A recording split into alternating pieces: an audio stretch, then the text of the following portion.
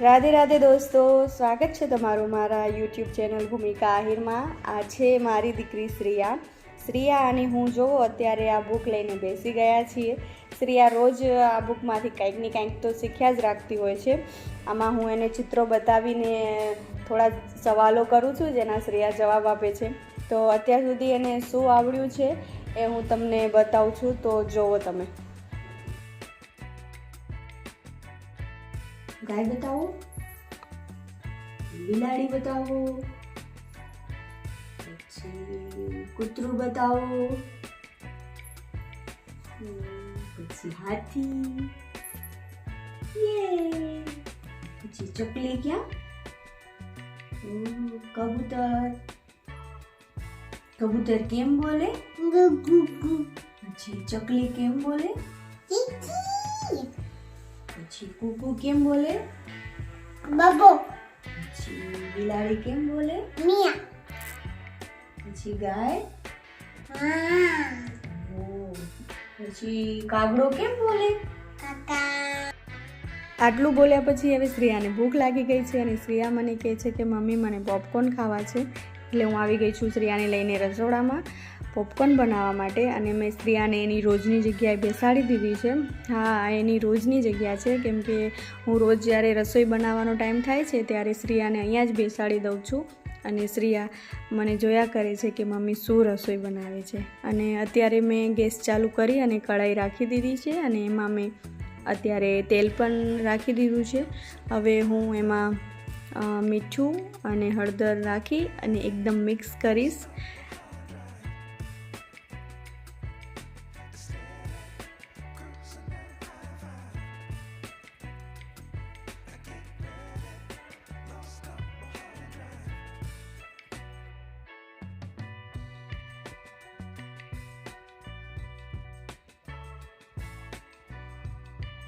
તો હવે પોપકોર્ન બને ત્યાં સુધી હું અને શ્રેયા વાતો કરીએ છીએ. આમાં શું બને છે? મમ્મા. શું બને છે? કોકોન. પોપકોર્ન.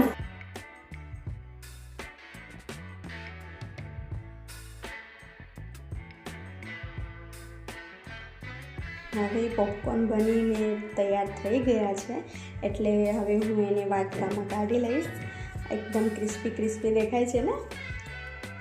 અને અહીંયા શ્રેયા તો રહી જ ના શકે, કેમ કે મને અને શ્રેયાને બંનેને પોપકોર્ન બહુ જ ભાવે છે.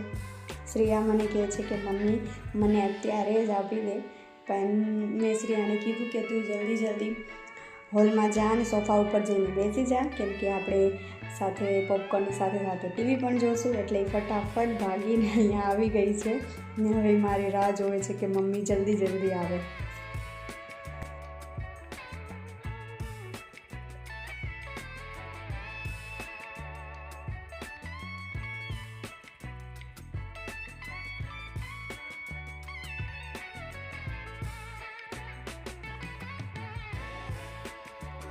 હવે હું ટીવી ચાલુ કરીશ અને ટીવીમાં હું અને શ્રેયા કાર્ટૂન જોશું. આમ તો રોજ મને પણ જ્યારે પણ શ્રેયા ટીવી જોવે ત્યારે મને પણ કાર્ટૂન જ જોવા પડે છે, કેમ કે શ્રેયા બીજું કાંઈ તો જોવે જ નહીં.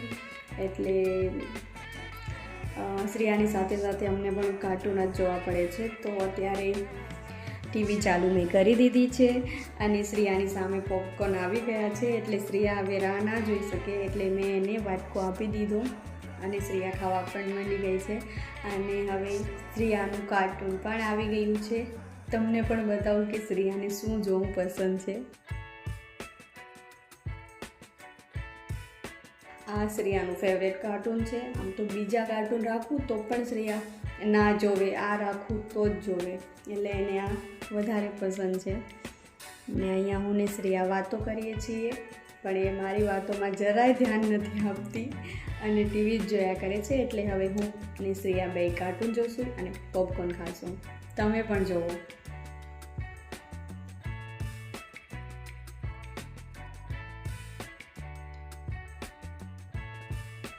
ટીવી જોયા પછી હવે શ્રેયાને જવું છે બહારે રમવા, તો હું પણ એની સાથે હવે બેટ અને બોલ લઈને આવી ગઈ છું ઘરની બહાર.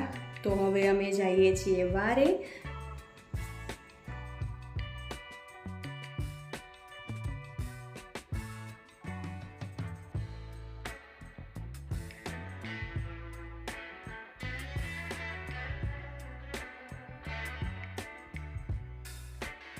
હવે અમે અહીંયા આવી ગયા છીએ બહારે રમવા માટે અને શ્રેયા અહીંયા આવીને તો બહુ વધારે જ ખુશ થઈ ગઈ છે, કેમ કે માંડ એને સાંજના બહાર નીકળવા મળે છે એટલે એકદમ ખુશ થઈ જાય છે.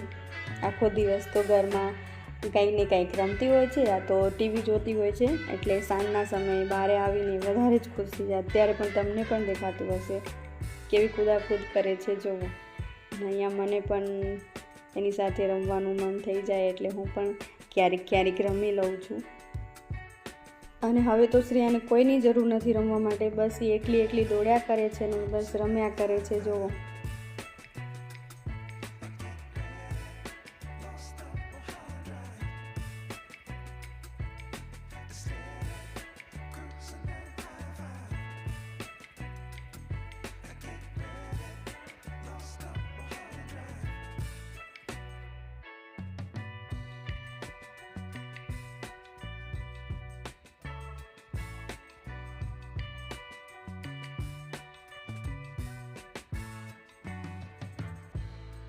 હવે હું અહીંયા આરામથી બેસી ગઈ છું અને શ્રેયાને પણ બેસાડી દીધી છે, કેમ કે મને એમ લાગે છે કે હવે શ્રેયા થાકી ગઈ હશે, પણ શ્રેયા જરાય થાકી નથી.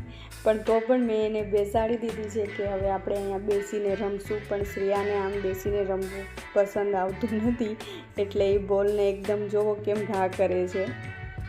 એટલે ના એ શાંતિથી બેઠી ના હવે મને બેસવા દે છે, એટલે મને હવે એમ લાગે છે કે હવે ઘરે જવું જોઈએ. તો હવે હું શ્રેયાને લઈને ઘરે જાઉં છું, પણ શ્રેયાને જરા પણ મન નથી કે ઘરે હાલે, કેમ કે હજી પણ એને અહીંયા જ રમવું છે. તો હું એને મનાવીને હવે એને બસ ઘરે લઈ જાઉં છું. અને મારો આજનો વ્લોગ હવે હું અહીંયા જ પૂરો કરું છું. અને આજનો વ્લોગ જો તમને પસંદ આવ્યો હોય તો લાઈક અને શેર કરવાનું ભૂલતા નહીં. તો જલ્દી લાઈક અને શેર કરી દો. અને મારા હવે આવનારા નવા વિડીયો જોવા માટે મારી ચેનલને સબસ્ક્રાઈબ કરવાનું ભૂલતા નહીં. તો હવે મળશું મારા નવા વ્લોગમાં. ત્યાં સુધી બધાને રાધે રાધે.